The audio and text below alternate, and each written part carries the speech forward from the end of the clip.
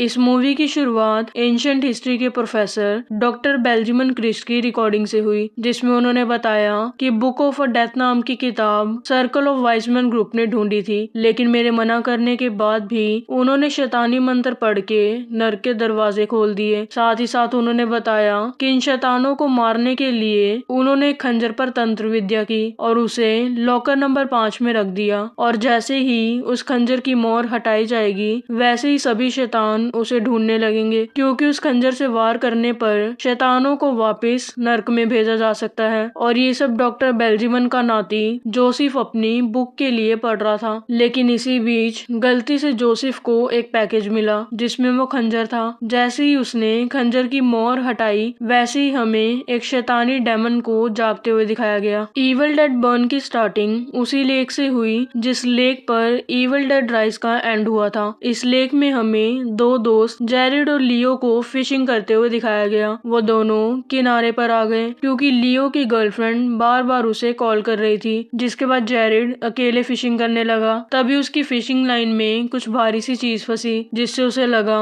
कि कोई बड़ी मछली उसके हाथ लगी है, लेकिन जैसे ही उसने फिशिंग लाइन को ऊपर खींचा तो उसमें इंसान का कटा हुआ सिर फंसा हुआ था। इससे पहले वो कुछ समझ पाता, फिशिंग लाइन ने उसे बुरी तरह से जकड़ लिया और उसका पूरा मुंह नोच दिया। जब लियो वापस आया तो उसने देखा कि जेरिड पानी में डूब रहा है। ये देखकर वो उसकी हेल्प करने गया। उसने उसे बचाने की पूरी कोशिश की, मगर तब तक उस इविल स्पिरिट ने जेरिड के शरीर को आधा खत्म कर दिया था। ये सब देखकर लियो वॉमिटिंग करने लगा। तभी इविल स्पिरिट ने लियो की बोट को भी पानी में पलटा दिया और उस लेक के पानी को इतना गर्म कर दिया कि लेक के पानी के साथ साथ लियो भी उसमें उबलने लगा। वो किसी तरह किनारे तक आया, मगर उसकी पूरी बॉडी जल चुकी थी, जिससे वो मारा गया। इसके बाद वो इविल स्पिरिट जंगल से निकलकर सड़क पर आई, जहाँ वो जानबूझकर एक तेज रफ्तार गाड़ी से टकरा गई। अब हमें कुछ टाइम पहले का सीन दिखाया गया, जहाँ हमें 4 लोगों को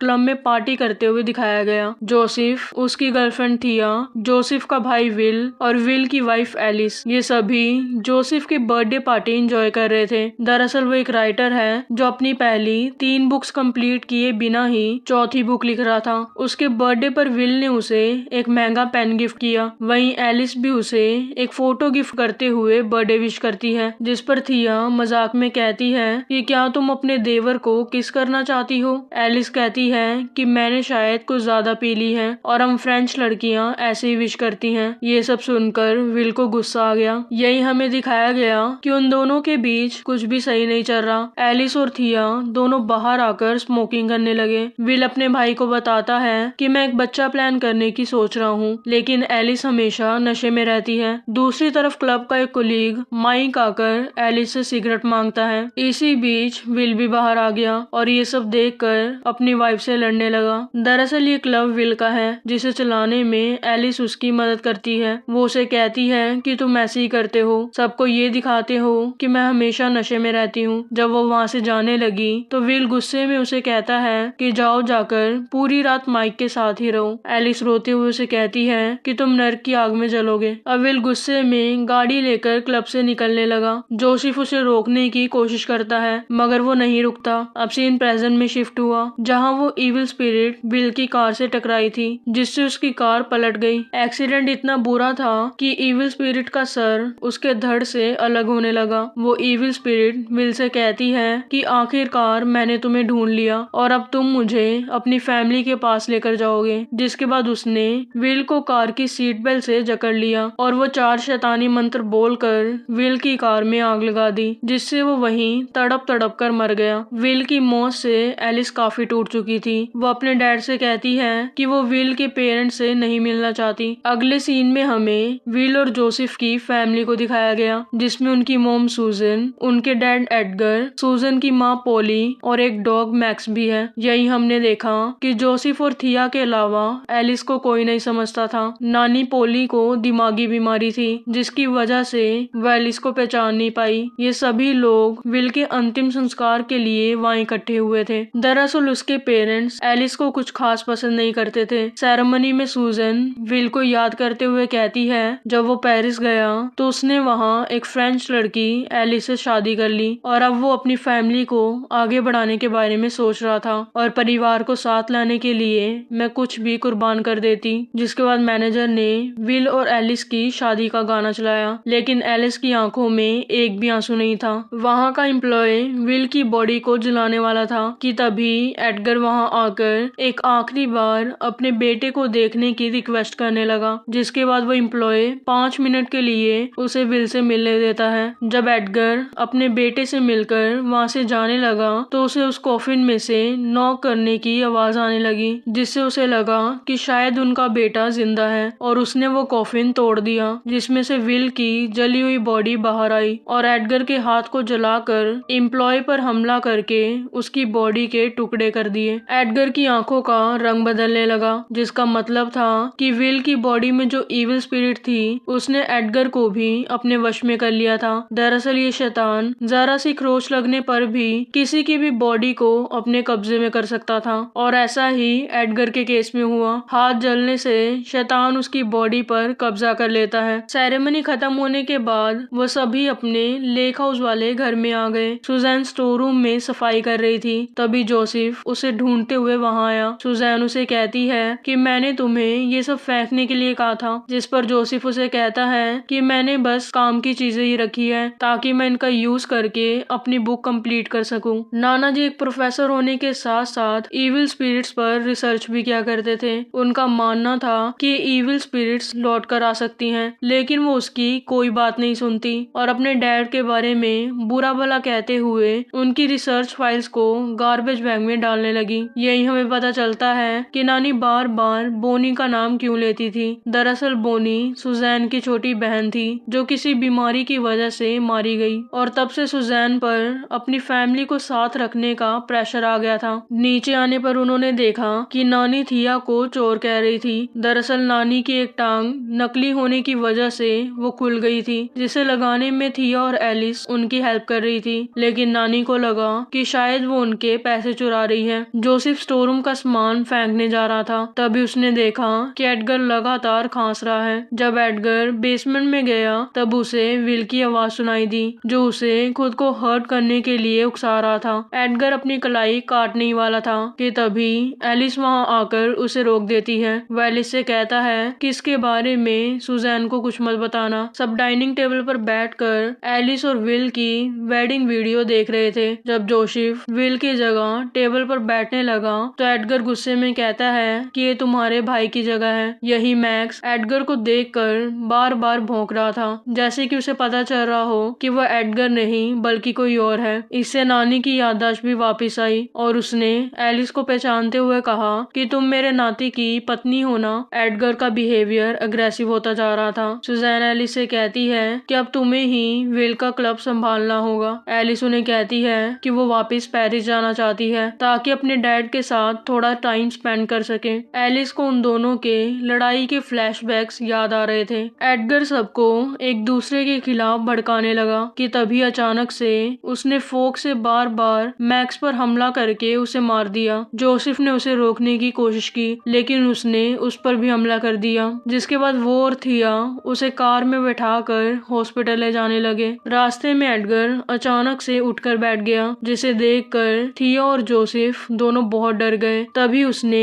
थिया पर हमला कर दिया, जिससे उनकी गाड़ी एक पत्थर से टकरा गई। जोसेफ अपने डैड को रोकने की कोशिश करने लगा। इस मौके का फायदा उठाकर थिया कार से बाहर निकलने की कोशिश करती है, लेकिन एडगर ने उसे वापस खींच लिया, जिससे उसका हाथ गाड़ी के दरवाजे के बीच आने की वजह से उसकी चारों उंगलियां कट गई। जोसेफ गन उठाता है मगर चला नहीं पाता। ये देखने के बाद थिया फायर एक्सटिंग्विशर से उस पर हमला करती है, जिसका फायदा उठाकर जोसेफ कार से बाहर आ गया। एडगर ने सीट के हेडरेस्ट को तोड़कर थिया के मुंह में आर पार कर दिया। ये सब देखकर जोसेफ बहुत डर गया और वहां से घर की तरफ भागने लगा। दूसरी तरफ एलिस और सुजैन मैक्स को दफना रहे थे। जब एलिस मान वापस रखने स्टोर रूम में गई तो उसे वहां जोसेफ के नाना की बुक मिली, जिसमें उसने एक खंजर के बारे में पढ़ा जो शैतानों को इंसानी शरीर से अलग कर सकता था। उसी बुक में 4 शैतानी मंत्र लिखे थे। एलिस 3 मंत्र पढ़ने के बाद रुक गई, जिससे मरा हुआ मैक्स भी शैतान में बदल गया और उस पर हमला कर दिया। वो खुद को बचाते हुए घर में वापस आ गई। इससे पहले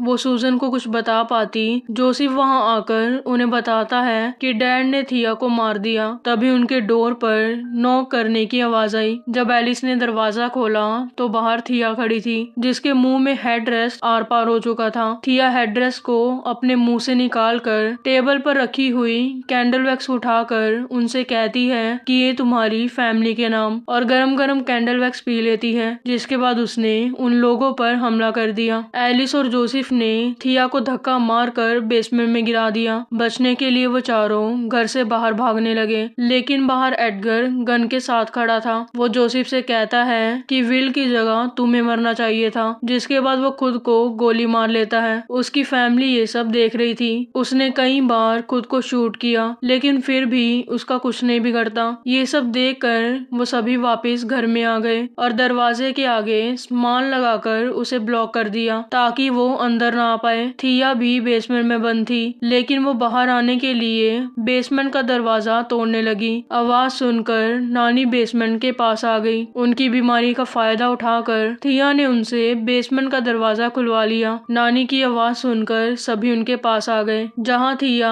पेट्रोल डालकर घर में आग लगाने की कोशिश करने लगी। उसे रोकने के लिए जोसेफ उस पर लैंप से हमला करने लगा, लेकिन थिया वहाँ से गायब हो गई। तभी एलिस पर खून की बूंदें गिरने लगी। जब उसने ऊपर देखा तो वहाँ थिया थी, जो कूदकर एलिस पर हमला करने लगी। जिसके बाद वो जोसेफ से कहती है कि तुम्हारे पास कुछ ऐसा है जो हमें चाहिए। थिया ने उसे धक्का देकर डिशवॉशर में रखे फोक्स और नाइफ्स पर गिरा दिया। दर्द बढ़ाने के लिए थिया उसके ऊपर आकर बैठ गई। जोसेफ ने खुद को बचाने के लिए बॉटल ओपनर से उस पर हमला कर दिया, लेकिन इससे थिया को कोई भी फर्क नहीं पड़ा, बल्कि वो उसी से अपनी गर्दन काटने लगी। तभी नानी ने उसे कहा कि तुम्हें जो चाहिए वो मेरे पास है। जब थिया उनके पास गई तो नानी उनसे कहती है कि तुम्हें पैसे चाहिए ना, तो जाओ अंदर जाकर मेरे कमरे से ले लो, बस हमारा पीछा छोड़ दो। थिया नानी के नकली दांत निकाल कर उसमें अपना सलाइवा लगाकर वापिस उनके मुंह में लगा देती है। थिया बातों में उलझी हुई थी, जिसका फायदा उठाकर एलिस ने उसे सीढ़ियों से नीचे गिरा दिया। जोसेफ उसके सिर पर बार बार हमला करने लगा, जिससे उसका सिर पूरी तरह से खोखला हो गया। दूसरी तरफ सूजन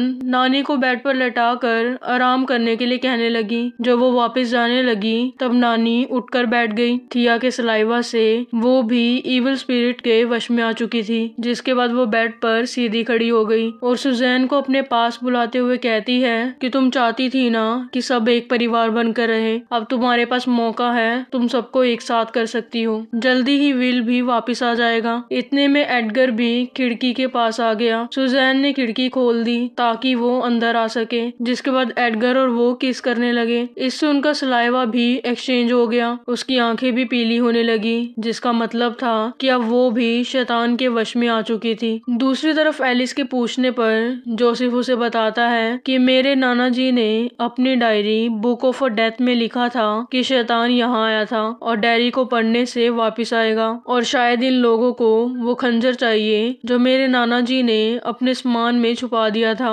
उनका कुछ सामान अभी भी ऊपर वाले कमरे में पड़ा हुआ है। तभी सूजन वहां आकर जोसेफ से उस खंजर के बारे में पूछती है, क्योंकि उसे लगता था कि ऐसा करने से उसका परिवार एक हो जाएगा। जिस पर वो उसे कहता है कि आपने ही तो मुझे नाना जी का सामान बाहर फेंकने के लिए कहा था, तो मेरे पास वो खंजर कैसे आएगा। ये सुनते ही एडगर ने उस पर हमला कर दिया। उसका उसकी बॉडी पर कोई कंट्रोल नहीं था, इसीलिए उसने एलिस पर भी हमला कर दिया, जिससे उसके सिर पर चोट लग गई। सूजन उसे कहती है कि तुमने मुझसे वादा किया था कि तुम जोसेफ को कुछ नहीं करोगे। ये सुनते ही एडगर ने उस पर भी हमला कर दिया, लेकिन वो जोसेफ के तो पीछे ही पड़ गया, क्योंकि सिर्फ वही था जिसे खंजर के बारे में पता था। वो उसे बुरी तरह से मारने लगा। इस मौके का फायदा उठाकर एलिस रेंगते रेंगते सीढ़ियों के नीचे छुप गई। दूसरी तरफ एडगर ने जोसेफ को मार मार कर अधमरा कर दिया। वो एलिस से कहता है कि इनसे पहले तुम्हें वो खंजर ढूंढना होगा। कुछ देर बाद एलिस बाहर आकर देखती है तो वहाँ कोई भी नहीं था।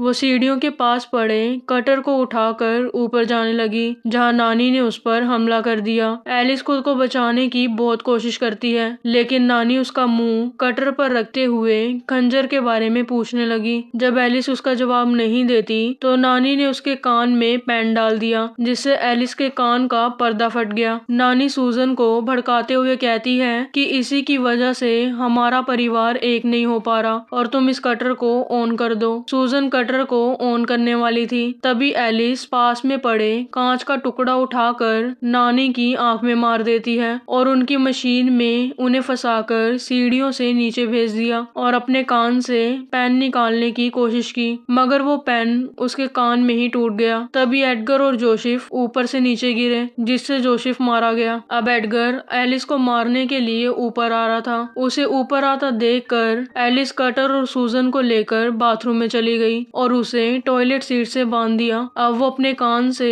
पेन के टूटे हुए टुकड़े को निकालने लगी। सूजन उसे कहती है कि तुम्हारी वजह से मेरे परिवार की ये हालत है, जिस पर एलिस उसे अपना निशान दिखाते हुए कहती है कि ये है तुम्हारे बेटे की असलियत और इसके बारे में तुम भी जानती हो। दरअसल विल उसे मारता पीटता था, जिससे एलिस का ये हाल हुआ। एलिस कटर की मदद से छत को काटने लगी। सूजन उसे कहती है कि तुम्हारे आखिरी पलों में मेरा बेटा तुम्हारे साथ होगा, जो तुम्हें खुद जलाएगा। ये सब कहते हुए सूजन भी एक इविल स्पिरिट बन गई और एलिस पर हमला कर दिया। वो उसके मुंह को पॉलिथीन में दबाकर सीलिंग पे चढ़ गई, जिससे एलिस का दम घुटने लगा। लेकिन जब सूजन ने उस पर हमला किया था तब उसने एक रेजर उठा लिया था, जिसका यूज करके वो सूजन का मुंह छीलने लगी, जिसकी वजह से उसने उसे छोड़ दिया। नीचे गिरते ही एलिस ने कटर उठाकर सूजन के कंधे और पेट पर हमला करके उसे जख्मी कर दिया और फिर ऊपर छत पर चली गई, जहां वो जोसेफ के नाना का छुपाया हुआ खंजर ढूंढने लगी। तभी उसे नीचे से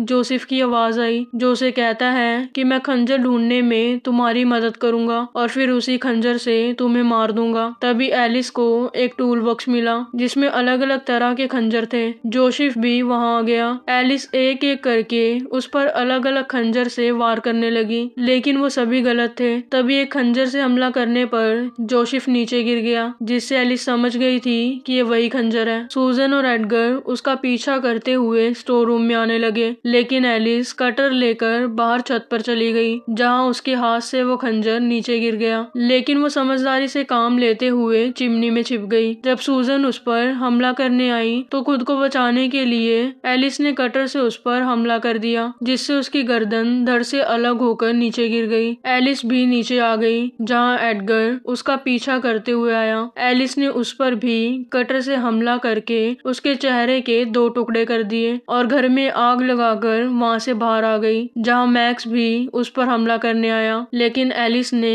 खंजर का इस्तेमाल करके मैक्स को भी मार दिया। एलिस को लगा कि शायद ये सब खत्म हो गया, लेकिन तभी घर के अंदर से विल की आवाज आई कि तुम मुझे कभी नहीं छोड़ सकती। तुमने मुझसे कहा था कि तुम नर्क की आग में सड़ोगे। देखो तुम्हारी ख्वाहिश पूरी हुई। मुझे तुम्हें चोट नहीं पहुंचानी चाहिए थी, बल्कि तुम्हें मार देना चाहिए था। ये सब कहते हुए विल जलते हुए घर से बाहर आया और एलिस की तरफ आते हुए उससे कहने लगा कि मैंने तुमसे वादा किया था कि मैं हमेशा तुम्हारे साथ रहूंगा और मौत भी हमें अलग नहीं कर पाएगी, और मैं अपना वादा निभाऊंगा क्योंकि मेरे बिना तुम कुछ भी नहीं हो। एलिस वहां से जंगल की तरफ भागने लगी और एक फैक्ट्री में पहुंच गई, जहां वो दरवाजा खोलने की कोशिश करती है, लेकिन सब में लॉक लगा हुआ था। तभी उसे एक वॉकी टॉकी मिला। वो एक जगह पर छुपकर उससे किसी को कांटेक्ट करने की कोशिश करने लगी कि तभी उसे विल की परछाई दिखी, जो उसकी तरफ आ रहा था। एलिस उस पर खंजर से हमला करने के लिए तैयार थी, लेकिन तभी अचानक से विल की परछाई दिखना बंद हो गई। एलिस उसे ढूंढ रही थी कि तभी दूसरी तरफ से विल ने उस पर हमला करके उसे एक गड्ढे में गिरा दिया, जिस वजह से उसके हाथ से खंजर नीचे गिर गया। गड्ढे में गिरने पर उसके पैर में सरिया घुस गया। विल तारकोल वाली मशीन स्टार्ट कर देता है। गरम तारकोल गड्ढे में भरने लगा। ये देखकर एलिस दर्द सहते हुए सरिये से अपना पैर निकालती है। इसी बीच विल भी वहां आ गया और उससे खंजर के बारे में पूछने लगा। एलिस ने बड़ी चालाकी से अपनी जेब से एक चाकू निकाल कर तारकोल में गिरा दिया, जिससे विल को लगा कि खंजर नीचे गिर गया और वो उसे ढूंढने लगा। इस मौके का फायदा उठाकर एलिस गड्ढे में दिख रही वायर को खींचने लगी। ये वायर एक हिल्टी मशीन की थी। खंजर न मिलने पर विल उस पर हमला करने आया, लेकिन एलिस उस पर उस मशीन से हमला करके उसे तारकोल में डुबा देती है और किसी तरह गड्ढे से ऊपर आकर खंजर उठा लेती है। तभी पीछे से विल आकर उसके पैर में चाकू मारते हुए खंजर के बारे में पूछता है। एलिस खंजर उसकी गर्दन में मारते हुए कहती है ये लो तुम्हारा खंजर, जिससे विल अपने असली रूप में आ गया और एलिस को आई लव यू बोलकर इमोशनल ब्लैकमेल करने की कोशिश करने लगा, लेकिन वो उसकी बातों में नहीं आती और उसे अपने हाथों से कुचल कर मार देती है। एलिस रेंगते हुए फैक्ट्री से बाहर आकर रोने लगी। इसी बीच मेडिकल हेल्प भी वहां आ चुकी थी। एक स्टाफ मेंबर एलिस से पूछती है कि ये सब उसके साथ किसने किया, जिस पर वो उससे सिगरेट मांगते हुए कहती है कि ये सब उसके साथ उसके एक्स हस्बैंड ने किया है। यही हमें ये भी दिखाया गया कि एलिस की आंख भी बदलने लगी थी, जिसका मतलब था कि अब वो भी एक इविल स्पिरिट बनने वाली थी। दूसरी तरफ हमें नानी को सड़क पर रेंग कर आगे बढ़ते हुए दिखाया गया। तभी वहां से एक गाड़ी गुजर रही थी, जिसमें से एक लड़की उनकी मदद करने आई, लेकिन नानी ने उस पर हमला कर दिया और ये मूवी यहीं खत्म हो जाती है। आपको ये मूवी कैसी लगी मुझे कमेंट करके जरूर बताना और इस वीडियो को लाइक और चैनल को सब्सक्राइब करना मत भूलना। Thank you.